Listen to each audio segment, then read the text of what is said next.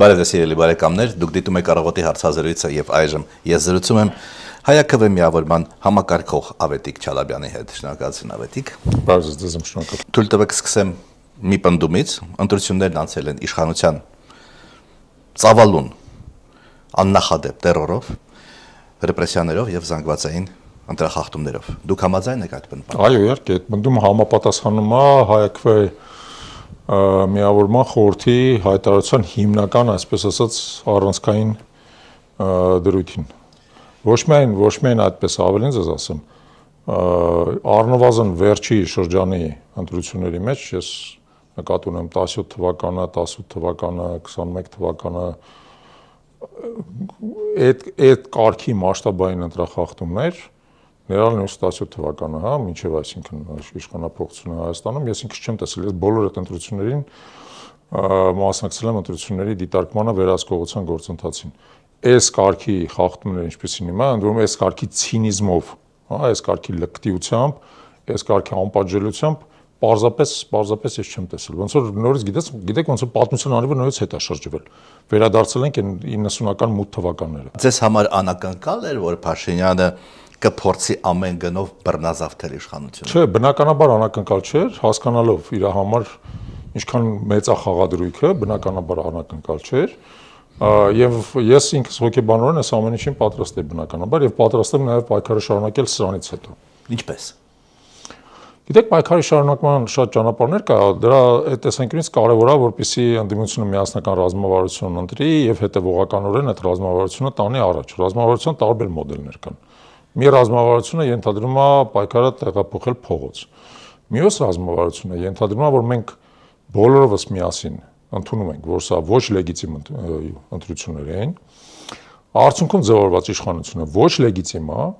եւ հետեւողական գործողություններով շարունակվում է նրա լեգիտիմության, այսպես ասած, էրոզիայի գործընթացը։ Մենք տեսել ենք այդպիսի իրավիճակներ Հայաստանի պատմության մեջ։ Այդպիսին ա եղել 96 թվականից հետո ձևավորված իրականությունը, որը ի վերջո բերեց նրան, որ փաստացի հասարակության կողմից ոչ լեգիտիմ ձևավորվող իշխանությունը ի վերջո փլուզվեց։ Եթե հիմա լինեն Վազգեն Սարգսյան, Ռոբերտ Քոչարյան եւ Սերժ Սարգսյան, որոնք դուրս կգան այսպես առաջի դեմքի դեմ։ Հիմա ես կամ օրինակ ինչ եք իմանում դուրս չեն գա։ Դուք բան չունեք, լծակներ չունեք, դուք բանակ չունեք, ԿԳԲ չունեք։ Տեսեք, բայց փոխարենը մենք ունենք հանրային լուրջ աջակցություն, որը մենք տեսանք այս ընտրությունների ընթացքում։ Ի վերջո 100,000-ավոր մարդիկ քվեարկել են ընդդիմադիր տարբեր կառույցների օգտին, ընդհանուր առմամբ գնահատական այդ է, որ առնվազն մոտ 750,000 քաղաքացիներ քվեարկել են ընդդիմության օգտին։ Դա շատ լուրջ ռեսուրս է, բանակից եւ ԱԱԾ-ից էլ ավելի մեծ ռեսուրս է։ Եվ կարևոր է այդ ռեսուրսը ճիշտ օգտագործել, հասկանում եք, ոչ թե այդ ռեսուրսը գցես փողոցները պարզապես որ ինքը մաշվի, այլ ըստ էության հոգեբանորեն եւ ճիշտ իրավական քայլերով, կոմունիկացիոն քայլերով, դիվանագիտական քայլերով աստիճանաբար իշխանության, այսպես ասած, մանևրի դաշտը սահմանափակես, առավել ես որ մենք բոլորս գիտենք, նա այլևս չունենալու ազգային ժողովում խորհրդանական ներողություն սահմանադրական մեծամասնություն։ Նա կաշկանդված է լինելու նշանակումների տեսանկյունից, օրենսդրական փոփոխությունների տեսանկյունից եւ ամենակարևորը իր տված հանդիսավոր խոստում Ալիևին, որ ինքը փոխելու է Հայաստանի Հանրապետության սահմանադրությունը Իշահ Ալիևի պահանջներին, նա չի կարողանալու իրականացնել։ Ալիև արդեն մունդատ եկավ, այսպես ասած։ Հա, բայց պետք անի։ Դա Ալիևը տեսնում է, ի վերջո որ հայ ժողովուրդը դիմադրում է Իրան եւ իր դրածո Փաշինյանին դիմադրում է եւ դիմադրում է բավական արդյունավետ։ Ես ես մի բան ասեմ, ես ընտրությունների հաջորդ առավոտը, երբ որ արդյունքները պարզ դարձավ, այտենց հիասթափության մի հատ ալիք անցավ, ես մարդկանց ասում եմ, ինչի՞ եք հիասթափվում։ Իշխանությունը ունենալով այս հսկայական վարչական ռեսուրսը, հա, ընդդիմությունից ընդհանրապես մի քանի տոկոս ավել ձայն է հավաքել։ Ունենալով առնվազն 20% ձայնի ֆորա վարչական ռեսուրսի հաշվին, մի քանի տոկոս ավել ձայն է հավաքել։ Եվ ստիպված են ինչ-որ թվեր գրել եւ այլն, չէ՞։ Դե թվեր գրել ես ձեզ ասեմ, իրականում ասեմ, որ հանուն արդարության էլ հիմա մենք զբաղվում ենք այդ թվեր գրելով, վերահաշվարկներով եւ այլն, դա մեծ տարբերություն չի տալի։ Մեծ տարբերությունը անկեղծորեն առաջացել է մինչև քվեարկությունը։ Երբ որ հսկայական քանակությամբ մարդկանց տրվել է նախ ընտրակաշառք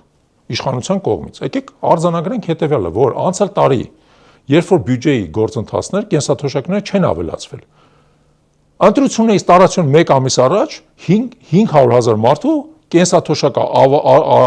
ավելացվել բյուջետային գործընթացից դուրս։ 500,000 մարդ ստացել է ընտրակաշառք գործող իշխանության կողմից։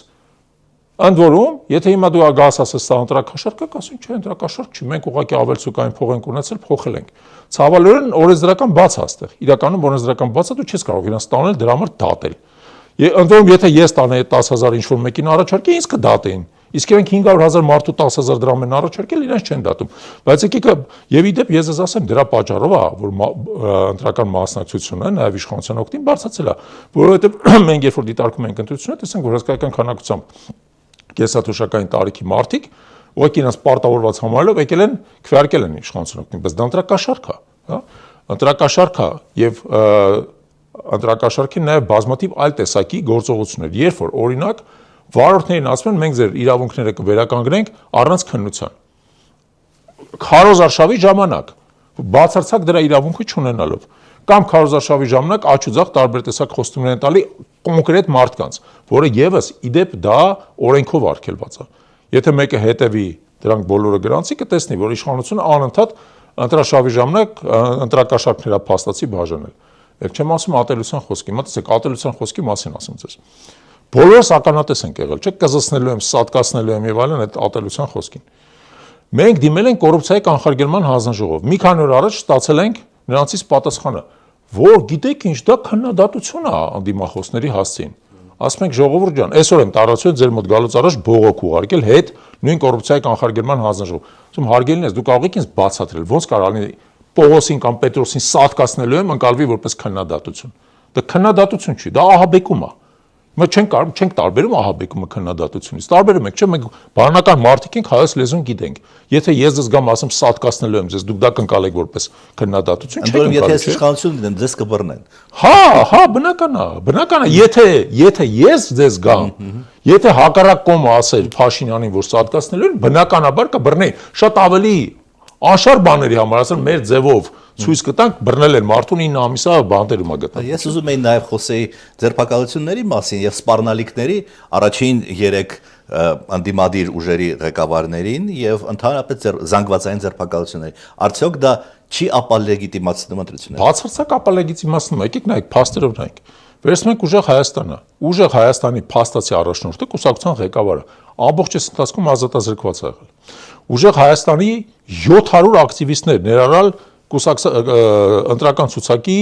տասնյակից ավել անդամներ այս ընթացքում ձերբակալվել են, ոմանք կալանավորվել են, ոմանք բերման են ենթարկվել, բաց են թողվել եւ այլն, բայց դրանով կազմալուծվել է նրանց ընտրական շտաբների աշխատանքը եւ դա ակնհայտ է, որ կազմալուծվել է աշխատանքը։ Մենք ինքներս ենք տեսել, ասենք օրինակ Գյումրիում կոնկրետ մարդ կար, որը դա համակարգում էր,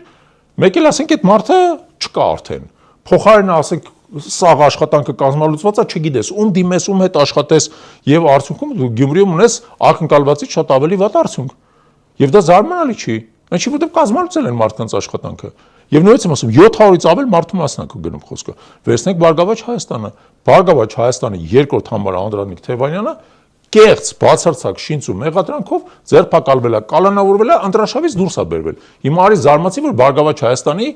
ազգային ժողով անցնելու հարց է առաջացել։ Եթե Անդրանիկ Թևանյանը մասնակցեր քարոզարշավին, համոզված եմ, տենց հարց չէր առաջանա։ Եվ այդպիսի բաներ կարելի է իրար հետ գումարել։ Նույնը ասենք օրինակ զինվորների քվեարկությունը, աշխարհից առաջ է տեղի ունեցել, հարյուրավոր զինվորներ քվեարկությունը փակվելուց հետո են բերել քվեարկել։ Ու Վահագն Հովհաննիսյանը փորձում է դա արդարացնել։ Հարգելիս, օրենքը կարդա, ինչ է արդարացնում։ Օրենքը կարդա, գրածը 8-ին փակվում է։ Փակվում են ընտրական տեղամասերը։ Եթե ներսում մարդ կա այդ ժամանակ, իրան կարող են մնալ քվեարկել, բայց ներսում չի կարող մի քանի 100 մարդ լինի։ Ընտրական տեղամասը ձեր ստուդիայի չափ սենյակ է։ Չի կարող այդտեղ մի քանի 100 մարդ տեղավորվի, լավ 10 հոգի, 15, 20, բայց կարող մի քանի 100 մարդ տեղավորվի։ Աբսուրդ է, ինքը արդարացնում ասում է, օրվա ընթացքում բերել են, չեն կարողացել քվեարկել եւ այլ։ Տարածք ապահովեք, եթե գիտեիք, որ պետքա զինվորականներ լինեն, տարածք կա։ Էլ չեմ ասում, որ իրականում եւ այդ տվյալները աստիճանաբար կճշտվեն, ջրերից դուրս կգան եւ այլն։ Պարզա չէ որ պարզապես նայեք ստատիստիկան։ Բոլոր այն տեղամասերում, որտեղ զինվորներ են քվեարկել, քաղաքացիական պայմանագիրը ստացել է անոմալ բարձր արդյունք։ Անոմալ բարձր արդյունք, ավելի բարձր, քան թե հարևան ընտրատեղամասերում, ոչ միայն աբսոլյուտ իմաստով, տոկոսային իմաստով։ Ինչի որտեղ զինվորականները եկել են, քվեարկել են, նենց ոնց որ իրանց ասել են։ Հիմա իրենք կանացին տես բան չկա։ Բա արդյունքին նայեք, արդյունքից երևում է որ կա։ Ես որպես ընդդիմության ընտրող ունեմ ձեզ քաղաքական գործիչներին 3 հարց։ Առաջինը՝ մանդատ վերցնել, չվերցնել։ Երկրորդը՝ փողոց դուրս գալ, դուրս չգալ։ Երրորդը՝ Դիմել ՍԴ թե չդիմել։ Ես խնդրում եմ այդ 3 հարցերին պատասխանել։ Եկեք երրորդից սկսեմ, որովհետև առաջ երկրորդ իրար հետ անմիջականը կապված են։ ՍԴ պետքա դիմել պարտադիր կերպով։ Բացատրեմ ինչու, որովհետև տեսեք, անդիմախոսները Արդյունքը պարզ չի, թե ինչ կա։ Չէ, նայեք, տեսեք։ Անդիմախոսները ասում են հետևյալ, արդյունքը պարզ է։ Արդյունքը պարզ չի։ Ասեմ ինչու պարզ չի։ Մարդիկ արդյունքը բինար են ընկալում։ Սև-սպիտակ։ Կամ ՍԴ-ն չեղարկում ընտրությունները, կամ չի չեղարկում։ Պատմության մեջ երբեք ՍԴ-ն ընտրությունները չի չեղարկել եւ որևէ հիմք չկա ենթադրելու, որ հիմա կչեղարկի։ Ճիշտ է, ընդունում եմ դա։ Հիմա հարց առաջեմ, ինչի դիմել ՍԴ։ ՍԴ պետքա դիմել ոչ թե նրա համար, որ ՍԴ-ն ընտրությունները չեղարկի, այլ որպեսզի արված բոլոր ընտրակեղծիքները իրավական վերլուծության ենթարկվեն, հանրայնացվեն եւ դառնան հանրային գիտելիքի, այսպես ասած, աղբյուր, օբյեկտ, որովհետեւ այդ հանրային գիտելիքը վերաբերում է ոչ միայն ինձ եւ ձեզ, այլև միջազգային հանրությանը։ Երբ որ ես ասում եմ, որ ռազմավարությունը պետքա լինի գործող վարչախմբի դելեգիտիմիզացումը, ՍԴ դիմելը դելեգիտիմիզացման քայլ է, որովհետեւ եթե դուք ՍԴ չդիմեք, վարչախումբը իր խոսող գլուխների շուրթերով ասում է, դուք բան չունեիք, որ դիմեիք, դրա համար չդիմեցիք։ Իսկ երբ որ դու տանում ես մի քանի հազար ընտրախախտում, լցնում ես ՍԴ-ի գլխին այդ ամեն ինչ, ասում ես դե ասեք, ոնց կարելի է այս մի քանի հազար ընտրախախտումների պայմաններում պնդել, որ այս ընտրությունները լեգիտիմ են, եւ իրանք իրանց խղճի վրա այդ բեռն են վերցնում, ամեն մեկը գիշերը չքնելով, մի քանի գիշեր չքնելով, եւ ասում են, չէ, բան եւ այլն։ Ընտրությունները լեգիտիմ են։ Իմիջիատ ես ասեմ, ես համոզված եմ, որ եթե անդիմությունը դիմի ՍԴ, իսկ ես պահանջում եմ մեր գործընկերներից, ուժեղ Հայաստանի մեր գործընկերներից, ասում եմ, դիմեք անպայման, պարտադիր դիմեք ՍԴ, որովհետեւ եթե նույնիսկ ՍԴ-ն լեգիտիմացնի, ինքն է նախ արդյունքում դելեգիտիմացվելու, երկրորդը ստիպված ալնելու ինչ-որ բաներ արձանագրել։ Օրինակ ասելու է, որ այո, եղել են բազմաթիվ ընտրախախտումներ, բայց ի վերջո չեն ազդել, բայց դա էլ է կարևոր։ Դա էլ է կարևոր, որովհետեւ տեսեք, եթե դուք մի հարվածով չեք կարողանում հաղթել իշխանությանը, հա, այդ ռուսական ասացվածքը, չէ, նիմիցիոմ так կատենի։ Ուրեմն եթե դու գնում ես կատենի ճանապարհով, այսինքն աստիճանաբար էրոզիայի, ուրեմն դա այդ ճանապարհի մեջ կարևոր քայլ է։ Արա այդ, որպեսզի դու հիմք ունենաս, ասելու ես ՍԴ-ել եմ դիմել, Իդեպ ես ասեմ, ՍԴ-ում դատավորներից մի քանիսը, պարզապես ՔՊ-ի ուղիղ ներկայացուցիչներ են, ինչպես Վլադիմիր Վարդանյանը կամ Սեդա Սաբրյանը, ուղիղ ՔՊ-ի ներկայացուցիչներ։ Այո։ Դիմելուց պետք է իրենց ինքնաբացարկ հայտնել։ Պետք է ասել բացարկ։ Դուք բացարկ արեք, դուք անաչառ չեք կարող։ Այդ մարդը պատգամավոր էր ՔՊ-ի։ Դու 2 ամիս առաջ պատգամավոր էր Վլադիմիր Վարդանյանը։ Դու պետք է բացարկ հայտնես։ Ընդհանրապես ասած դա մեր օրենսդրության բացն է։ Չի կարող որևէ կուսակցական, խոսքը միայն ՔՊ-ին, որևէ կուսակցական իր կուսակցական գործունեությունը ավարտի հաջորդ օրը դառնա դատավոր։ Առնվազն 5 տարվա սառեցման ժամկետ է պետք նախատեսել, որովհետեւ մարդը գոնե 5 տարի քաղաքական գործունեությամբ չզբաղվի, եթե ինքը ուզում է ՍԴ-ին դատավոր լինի կամ ընդհանրապես դատավոր լինի, հա։ Այդ մեր օրենսդրության բաց է, բայց հիմա դիցուկ Վարդանյանը դեղա։ Իրան պետք է բացարկ հայտնել։ Սեդա Սաֆարյանին պետք է բացարկ հայտնել, որովհետեւ ինքը տարբեր ՔՊ-ի անդամների փաստաբան աստիճան։ Ու էլի մի քանի հոգի այնտեղ կան, որոնց պետք է այդ բացարկները հայտնել։ Էդ էլ է շատ կարևոր։ Այդ բացարկները պետք է հայտնել։ Չեն ընդունի, բայց պետք է հայտնել։ Բայց պետք է հայտնել, պետք է հայտնել։ Այսինքն սրա արդյունքում, տեսեք ինչն է խնդիրը։ Սրա արդյունքում, եթե նույնիսկ ընտրությունները չեն չեղարկվում, նախ այս ամեն ինչը դառնում է հանրային, այսպես ասած, արդյունք, հա, հանրային գիտելիք է դառնում։ Եվ դրա արդյունքում այս գործող վարչախումբը ել ավելի է դելեգիտիմացվում։ Այդ մեկ։ Հիմա ձեր առաջի եւ երկրորդ հարցերը։ Մանդատները եւ փողոցը։ Մանդատները եւ փողոցը, դրանք անմիջականորեն կապված են իրար հետ։ Դա երկու առանձին հարց չի։ Եթե մանդատները չի վերցնում ընդդիմությունը, նա նշանակում է, որ նա պայքարը տեղափոխում է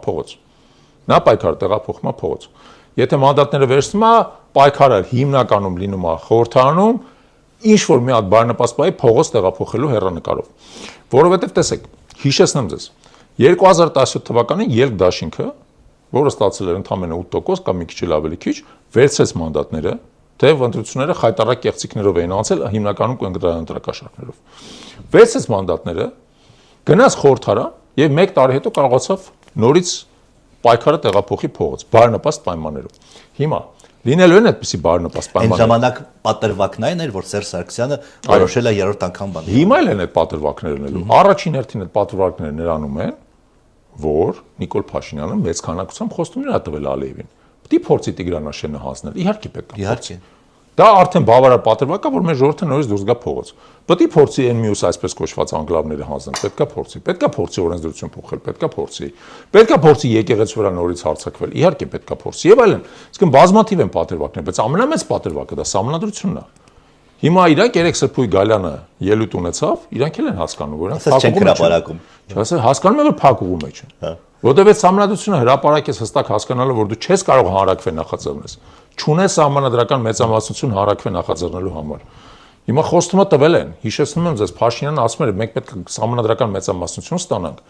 որպեսզի խուսափենք պատերազմից։ Դե պարզ է դա կեղծիք էր, բայց այդ կեղծիքի հիմքում հետևյալն է, մենք պետք է համանդրական մեծամասնություն ստանանք, որպեսզի հանրակրվե նախաձեռնենք։ Հիմա հնարավորություն չունեն հանրակրվե նախաձեռնելու։ Փակուղու մեջ են հայտնվել։ Այսինքն այդ առիթները լինելու են։ Ուստի ուզում եմ ասեմ, որ մանդատները վերցնելու դեպքում տրամաբանությունը հետևյալն է։ Դուք հակված եք դրան ըստ։ Չէ, ներողություն։ Ես ոչ մի բանի հակված չեմ, ասեմ ձեզ ինչու։ Բացատրեմ ինչու։ Տրամաբանությունը հետևյալն է։ Հիմա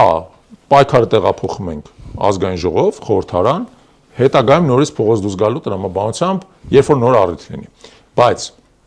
կարևոր հակառակը լինի, ասենք մանդատներից հրաժարվում ենք, միանգամից գնում ենք փողոցային պայքարի, որպեսզի այս ընտրությունները չեղարկվեն։ Դա էլ կարող լինի։ Հիմա ինչու՞մ է դրա բարդությունը, ես ասեմ, երկու բարդություն կա, որը պետք է պատկերացնել։ Նախ եւ առաջ խոսքը գնում է 3 տարբեր ուժերի մասին։ Անտրամաբանական կլինի, որ մի ուժը գնա խորհրդարան, մյուսը ընդհակառակը չգնա։ Պետք է բոլորը իրար հետ համաձայնեցնեն, հա, եւ դա բարդ է իրականում։ Եկեք օբյեկտիվորեն ընդունենք, որ 3-ին էլ համաձայնեցնել բարդ է լինելու։ Երկրորդ բարդությունը հետեւյալն է,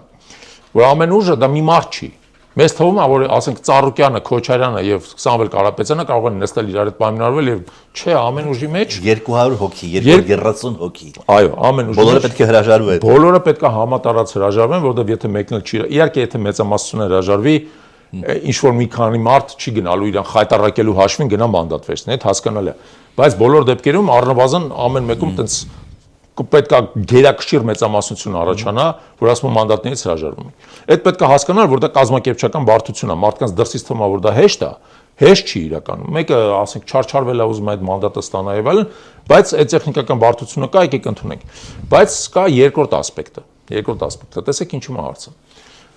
Ես արդեն ասացի, որ մանդատներից հրաժարվելը նշանակում է պայքարը հենց հիմա փողոց տեղափոխել։ Որպեսզի պայքարը հենց հիմա փողոց տեղափոխես, դու պետք է ունենաս փողոցում կրիսկական զանգված, ակտիվ, այսպես ասած, պայքարողների։ Այդ պայքարողները պետք է դուրս գան փողոց։ Մեր ընդդիմությունը, այսպես ասած, եռագլուխ ընդդիմությունը, հա, նա պետք է հիմա շատ կարևոր մի հատ քայլ անի։ Նա պետք է իր կողմնակիցներին, ակտիվ կողմնակիցներին, իսկապես փողոց դուրս բերի հանրահավաքի միասնական։ Ու հարց տա, Ժորժ ջան, պայքարը պատրաստենք մի ամիս փողոցներից չգնալ տուն։ Պատրաստենք հիմա։ Կասեն, հա, պատրաստեն, հետո չեն գնա։ Չէ, բայց այդ գիտեք ոնց է։ Իսկապես մարդիկ պետք է պատասխանատվություն ստանձնեն, որովհետեւ մարդկանց թվում է, որ պատասխանատվությունը միայն ընդդիմությանն է, բայց երբ որ խոսքը գնում է փողոցային պայքարի մասին, բոլորս պետք է պատասխանատվություն վերցնենք։ Եվ եթե մարդիկ իսկապես պատրաստ են անհնազանդության գործողությունների, երկար ժամանակ փողոցային պայքարի եւ այլն, այդ դեպքում մանդատները չվերցնելը դառնում է տրամաբանական, այսինքն եթե դա տանելու է հաղթանակի, ոնց որ դա եղավ 2018 թվականին։ Եթե եղավ այնտեղ մանդատների հարց չկար, բայց իրականում ինչ տեղի ունեցավ։ Փաշինյանը դուրս եկավ ազգային ժողովից, հիշում եք, որ Սերժ Սարգսյանն ասում էր ձեր ընկերոջ ասեք թող հետ վերադառնա։ Դուրս եկավ ազգային ժողովից, գնաց փողոց ու փողոցով հաղթեց։ Ու հետո հետ վերադարձավ ազգային ժողով, հետևը ունենալով փողոցը։ Հիմա կարա տենց բան լինի, կարա լինի տենց բան, հնարավոր է, բայց նաև ցանկացած մարդ, որ գալիս է ընդդիմությունից պահանջում ասում մանդատը մի վերցրու,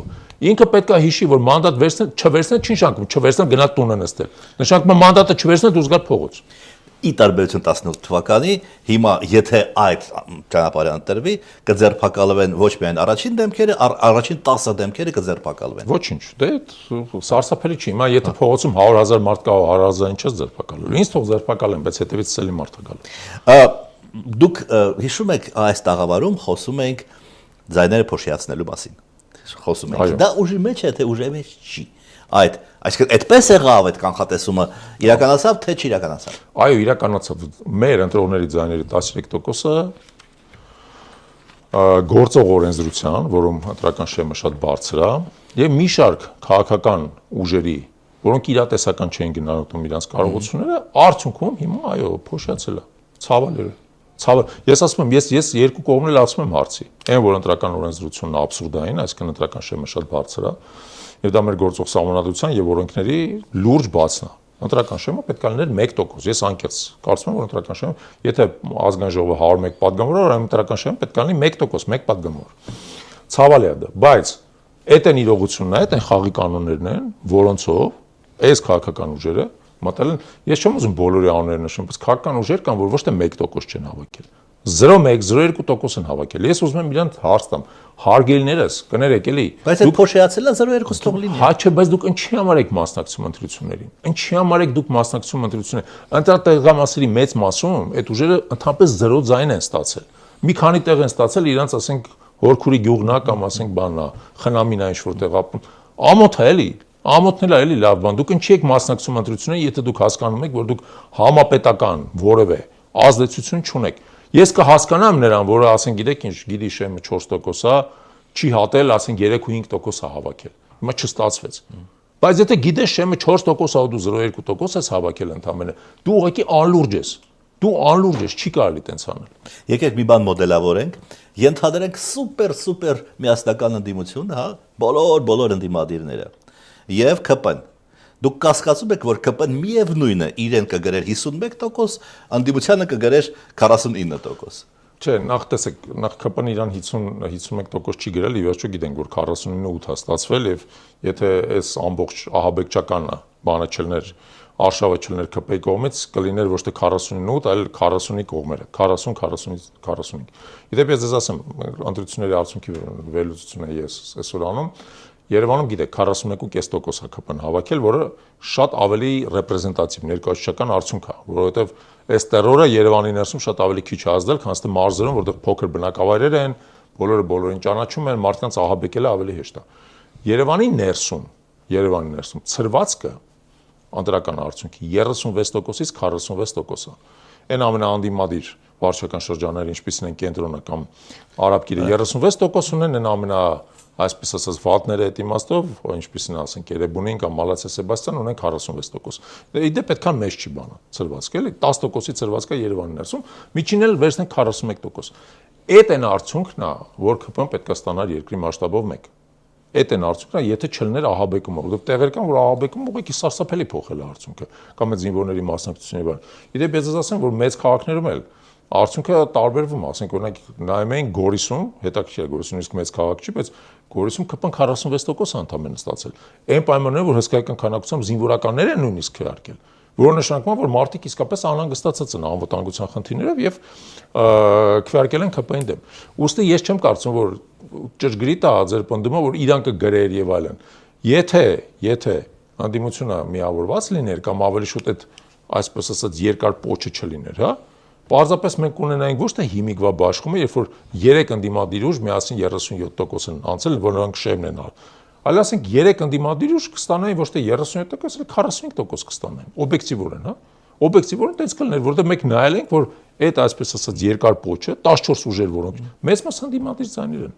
Մեծ մաս ընդդիմադիր ձայներ են, որոնք ցավոք փոշիացել են, եւ դրա մի մասը անցել է ԿՊ-ին։ Վերջին հարցը միջազգային արձագանքի մասին, հա, Մերցը, Մակրոնը, չգիտեմ, Ուրսուլան եւ այլն, այս ընտրությունները ըստ նրանց դեմոկրատիայի տրիումֆ են, չէ՞։ Եվ ինչից ես ենթադրում եմ, որ ընտրությունները եւ ժողովրդավարությունը ընդհանրապես դա մի հատ ֆրանշիզա է, ոնց որ McDonald's-ը կամ KFC-ն, հա, որը Եվրոպան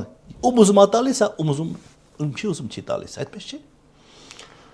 Բացարձակ այդպես է ու տեսեք մենք ունենք ընտրություններ, որոնք շատ ավելի վատ են անցել, քան թե ընտրությունները Վրաստանում, օրինակ։ Վրաստանում եվրոպական այդ մեր գործընկերների աչքերում Վրաստանը դիկտատուրա է, իսկ Հայաստանը ժողովրդավարություն։ Ցնդելու բանա որ մտածես։ Շատ ավելի վատ են մեր ընտրությունները անցել։ Այսինքն իրականում սա հերթական անգամ վարքաբեկում է այդ եվրոպական առաջնորդներին, որոնք բացարձակ երկակի ստանդարտներ են կիրառում։ Հարգելիներս ամոթ է իսկականից։ Իսկական ԵՀԿ դիտորդական առաքելությունը բազմաթիվ խախտումներ է արձանագրել եւ դրա մասին հայտարարություն է տարածել։ ԵՀԿ-ն կներեք ԱՊՀ-ի դիտորդական առաքելությունը չի, Ռուսաստանի, ասենք, Դումայի падգամավորները չեն։ Լուրջ հարգարժան միջազգային կառույց է։ Կարող եք ուկնդիր լինել այդ մարդկանց։ Մենք լսեք էլ ինչ են ասում։ Ասում են, չէ, ահաբեկումների մասին, ձերբակալությունների մասին, ընտրակաշառքների մասին եւ այլն, ասում են մարդիկ դրա մասին։ Կարող է մի հատ ընդունեք, որ իսկապես այս ընտրությունները խայտարակ ընտրություններ, ոնց կարող է տենց լինի, որ բոլոր ընդդիմադիր ուժերը ասում են, այս ընտրությունները ոչ լեգիտիմ է, հազարավոր փաստեր են ներկայացնում։ Դուք ասում եք, սա ժողովրդավարության տրիումֆ է։ Աստված տա ձեր այդ ձեր մոտ այդ ձևի ժողովրդավարության տրիումֆ լինի հաջորդ ընտրություններին։ Այ ժողովրդավարությունը ոնց որ ասում է մեր ժողովուրդը ձեր գլխին կպնի, թող ձեր գլխին կպնի, մի հատ տենակ ոնց է Այսինքն դա չի ժողովրդավարությունը։ լեգիտիմացնում Փաշինյանին։ Ոչ, իհարկե ոչ։ Իրանց է դելեգիտիմացնում։ Իրանց է դելեգիտիմացնում, որովհետև ցույց է տալիս, որ մենք երկակի ստանդարտ ենք իրար։ Ասում եմ ամենապարզ համացություն արեք։ Վրաստանի ընտրությունները եւ Հայաստանի ընտրությունները, Վրաստանում բռնատիրությունը հաստատվել, որտեղ իրանց ընկերները չեն, ըստեղ ժողովրդավարության տրիումֆը, որտեղ իրանց ընկերներն են։ Փաստորեն հենց դա ձեր ասած ֆրանչիզան է։ Իրանց ընկերներին տալիս են այդ ինդուլգենցիան, Փաշինյանը այդ եվրոպական լիդերներից ուղղակի ինդուլգենցիա է ստացել։ Ինդուլգենցիան հիշում եք ինչ է։ Դա փողով տրված թուղթ է, որ դու գնալու ես դրախտ։